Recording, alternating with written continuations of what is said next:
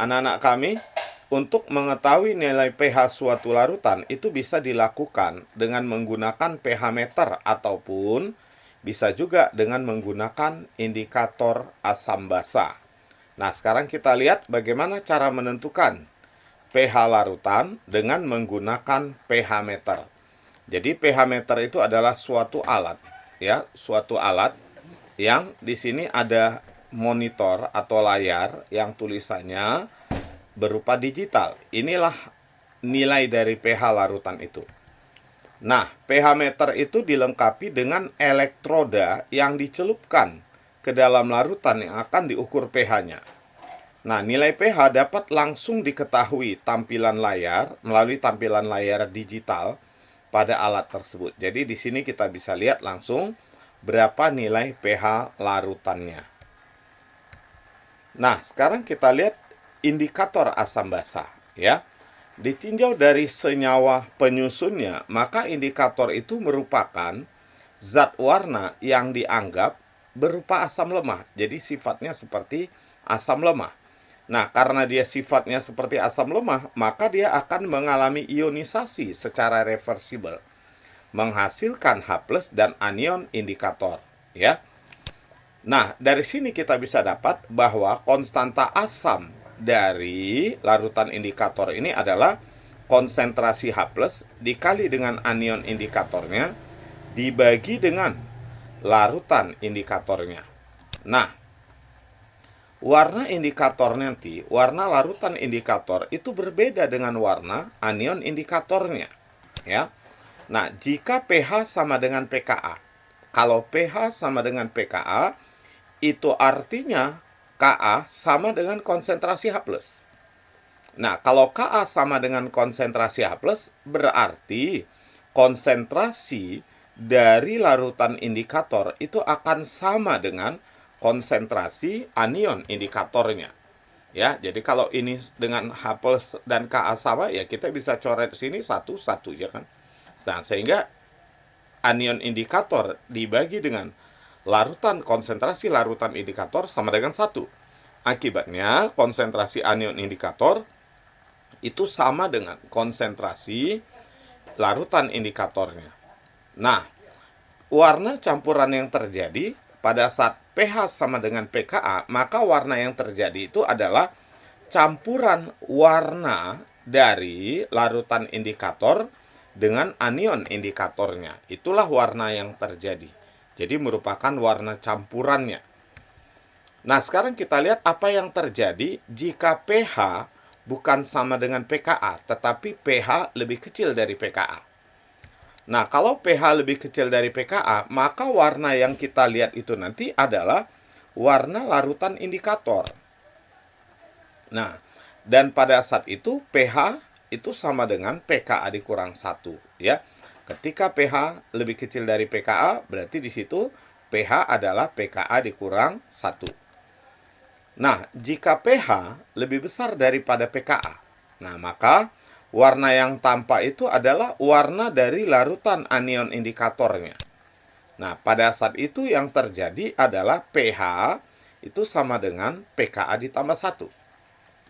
Nah, berarti kisaran angkanya itu yaitu pH sama dengan pKa plus minus 1 itu disebut dengan trayek pH, ya. Jadi pH dari kisaran angkanya itu, trayek pH itu adalah pKa plus minus 1. Nah, kita lihat contoh soal yang pertama, ya. Suatu indikator mempunyai nilai Ka 10 pangkat min 5. Itu artinya pKa-nya sama dengan 5. Jika indikatornya berwarna merah dan anion indikator berwarna kuning, pada pH berapa indikator berwarna merah dan pada pH berapakah indikator akan berwarna kuning? Nah, jadi sama saja pertanyaannya gini. Pada pH berapa warnanya sama dengan warna indikator dan pada pH berapa pula warnanya sama dengan warna anion indikator. Nah, sekarang coba kita lihat penyelesaiannya. Ingat, warna dari indikatornya adalah merah dan warna dan pada saat itu pH sama dengan pKa dikurang 1. Nah, pKa-nya tadi 5. Ya, 5. Nah, berarti 5 dikurang 1 sama dengan 4. Berarti ketika pH-nya 4, dia berwarna merah. Nah, kemudian warna dari anion indikatornya itu adalah kuning. Nah, ini terjadi ketika pH sama dengan pKa-nya tambah 1. Tadi kita katakan pKa-nya 5. Nah, berarti kalau pKa-nya 5, maka pada pH 6 lah dia berwarna kuning. Berarti track pH-nya adalah 4 sampai dengan 6, dari warna perubahan warnanya merah sampai dengan kuning. Nah, itu ya, jadi track pH indikatornya adalah merah sampai kuning dengan perubahan warna pH-nya 4 sampai dengan 6,0.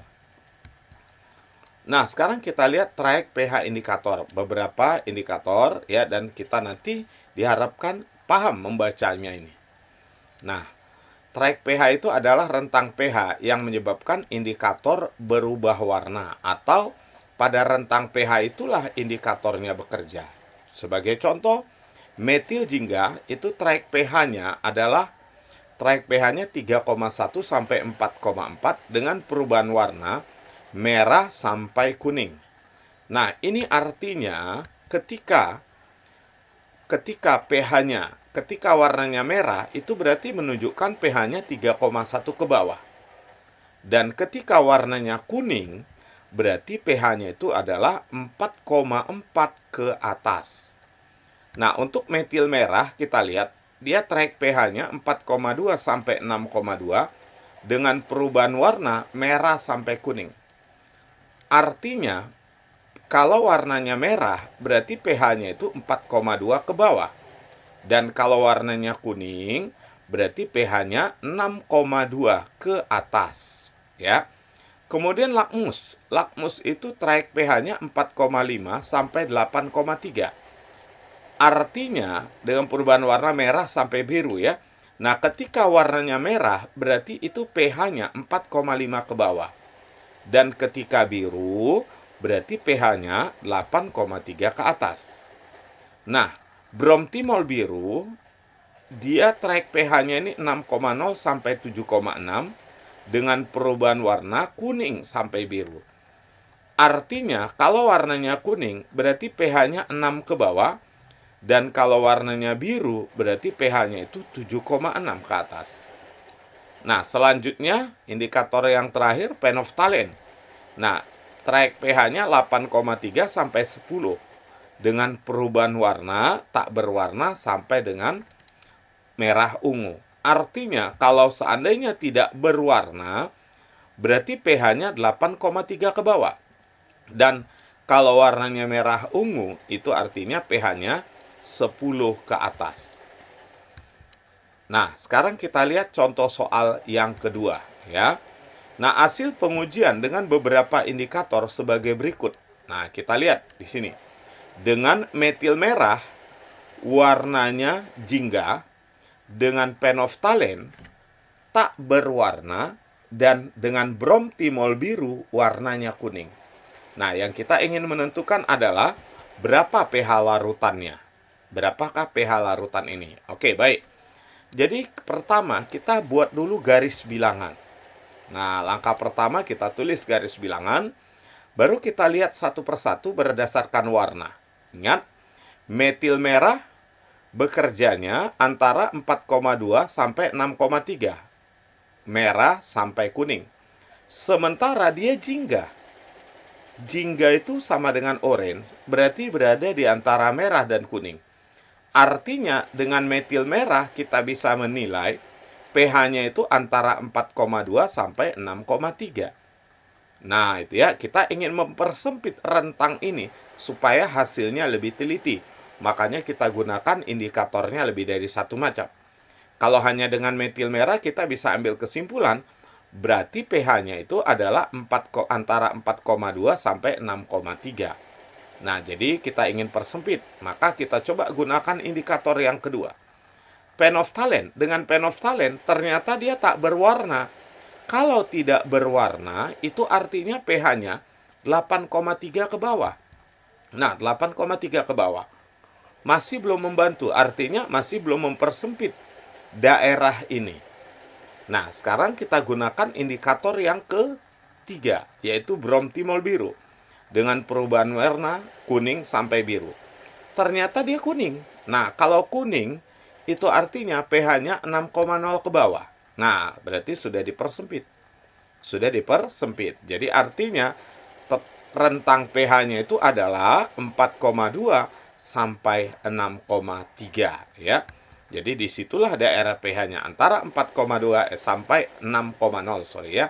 Sampai 6,0. Ini yang 6,3 ya. Nah, jadi itu cara menentukan pH larutan dengan menggunakan beberapa indikator asam basa. Nah, berikutnya kita lihat contoh soal yang ketiga. Traek pH indikator klorofenol. Klorofenol merah adalah 4,8 sampai 6,4 dengan warna kuning sampai merah. Ini artinya kalau pH-nya 4,8 ke bawah, warnanya kuning, 6,4 ke atas, warnanya merah. Pertanyaannya, bagaimana warna indikator tersebut dalam larutan CH3COH 0,1 molar dan dalam larutan NaOH 0,02 molar, 0,01 molar. Nah, di sini kita harus tentukan dulu berapa pH larutan asam asetat yang 0,01 molar ini. Nah, kita lihat. Asam asetat ini merupakan asam lemah, maka konsentrasi H+-nya kita hitung dengan menggunakan rumus akar konstanta asam dikali kemolaran asamnya. Nah, kita bisa peroleh akar konstanta asamnya adalah 10 pangkat min 5, kemolaran asamnya 10 pangkat min 1, sehingga diakarkan 10 pangkat min 3. Artinya, dari sini kita bisa dapat pH-nya 3. Nah, kalau pH-nya 3, berarti dengan indikator klorofenol merah, ya, klorofenol merah, warnanya adalah kuning. Karena 4,8 ke bawah, warnanya kuning. Ya. Nah, kemudian kita lihat NaOH. Nah, kita tentukan berapa pH-nya. Karena NaOH itu adalah basa kuat, maka konsentrasi OH- adalah kemolaran NaOH kita kali dengan valensinya atau jumlah OH-nya.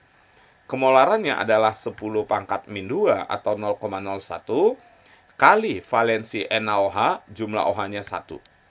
Nah, maka dapat kita dari sini pOH-nya sama dengan 2. Ya, pOH-nya 2. Kalau pOH-nya 2, itu artinya pH-nya adalah 12. Nah, kalau pH-nya 12, berarti di atas 6,4. 6,4 ke atas itu warnanya merah. Ya. Jadi warna larutannya adalah merah. Nah, indikator tunggal. Nah, indikator tunggal itu hanya menunjukkan hasil secara umum. Nah, maka supaya lebih teliti diperlukanlah beberapa indikator tunggal ya, agar hasilnya nanti lebih mendekati ya. Nah, cuma akan tetapi jika diharapkan nilai pH secara pasti, maka sebaiknya gunakan indikator universal. Karena dia tidak pakai interval, langsung ke angkanya ya. Nah, indikator universal itu adalah campuran beberapa indikator yang dapat berubah pada setiap satuan pH. Jadi warnanya langsung berubah dengan perubahan pH sedikit saja. Nah, ini adalah contoh indikator universal yang berupa kertas. Nah, jadi caranya ini warna untuk melihat pH-nya berapa. Jadi kita celupkan ini atau boleh juga dengan cara ditetesi dengan larutan yang akan kita uji ke empat tempat ini, baru kita hubungkan kemari. Mana ya warna yang pas. Nah, atau bisa dicelupkan. Nah, lalu kita hubungkan kemari, kita lihat, bandingkan mana warna yang pas. Nah, di atas ini ada bilangan-bilangan yang menunjukkan pH-nya. Jadi, warna itu menentukan berapalah pH-nya, begitu, berdasarkan warnanya, ya. Nah, ada juga indikator universal yang berbentuk larutan. Kalau tadi berupa kertas, ini berbentuk larutan. Nah, sehingga nanti kita bisa tahu berdasarkan warna yang dihasilkan, kita bisa tentukan pH larutannya, ya. Yang pasti warna itu menunjukkan pH. Kalau warnanya sama, itu artinya pH-nya akan sama, ya. Atau larutan yang pH-nya sama, akan memberikan warna yang sama kalau diuji dengan indikator universal yang sama.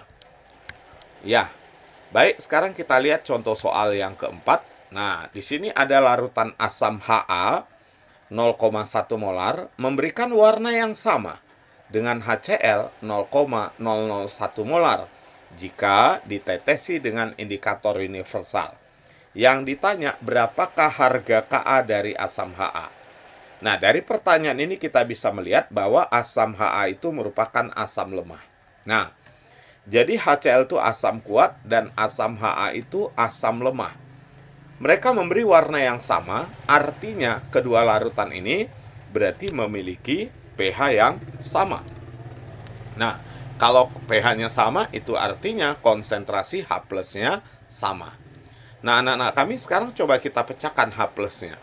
Karena Ha ini merupakan asam lemah, maka H plus-nya kita bisa hitung dengan menggunakan rumus akar Ka dikali kemolarannya.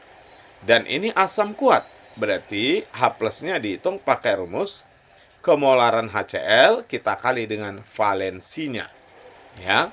Nah, kita tinggal masukkan angkanya, Ka yang kita mau cari, kemolaran asam Ha 0,1, kemolaran HCl 0,001 kali valensinya 1, ya. Nah, sehingga kita bisa peroleh Ka dikali 0,1 sama dengan 0,001 dikuadratkan, karena kita hilangkan akar, caranya kuadratkan kiri kanan, ya. Berarti dari sini kita bisa peroleh Ka-nya sama dengan 10 pangkat min 6 dibagi 10 pangkat min 1, berarti Ka-nya adalah 10 pangkat min 5. Nah, anak-anak kami, ini materi tentang pH asam basa dengan indikator asam basa dan pH meter. Nah, jadi harapan kami setelah kalian menonton video ini, ya silakan dilatih soal-soal ya.